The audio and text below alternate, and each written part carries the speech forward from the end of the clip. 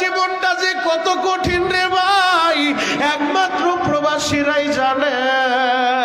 এই চোখ দিয়ে আমি দেখে বলতেছি, আমি কারো কাছে শোনার কথা বলতেছি না, এই চোখ দিয়া দেখে আসছি রে ভাই।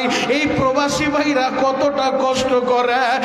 আরে ডাস্টবিনের পাশে বইসা অনেক প্রবাসী মনে হয় ওই ডাস্টবিনের পাশে বইসা আহারে ওই জায়গায় খাবার গুলা খায়।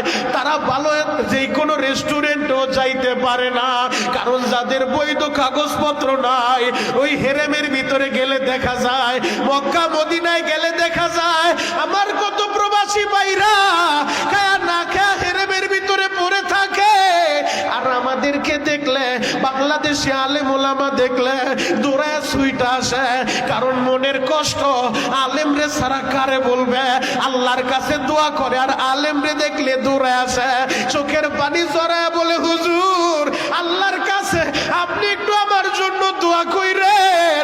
ঋণের বোঝা নিয়ে এই প্রবাসের বাড়িতে আইছি, বৈধ কাগজপত্র পাই নাই, কাজও করতে পারি না, ওই দিক দিয়া মা বাবা অসুস্থ, ওই দিক দিয়া মাস্টার শেষ হইলে আমার সন্তানের পরীক্ষার ফি দেওয়া লাগবে, স্কুল মাদ্রাসার বেতন দিতে হবে, আমি কি করব?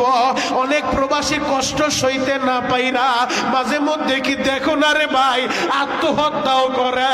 ওই প্রবাসী ছেলেটা, ওই কুয়েত প্রবাসী ভাই এত কষ্ট কইরা দেশে আসলো, সেই ডাকাত দলেরা মানুষ নামের জানোয়ার, ওরা ওই প্রবাসীরা হারে ওরে আহত কইরা, ছুরির আঘাত কইরা সব কিছু নিয়ে চইলা গেল। সেই টাকার জন্য পাগল হইল ওই মানুষ নামের জানোয়ার গুলা। আমি আপনাদের কাছে জানতে চাই, এই টাকা কি ওরে বাঁচাইতে পারবে? পারবে? জ্বলন্ত প্রমাণ আমার আল্লাহ।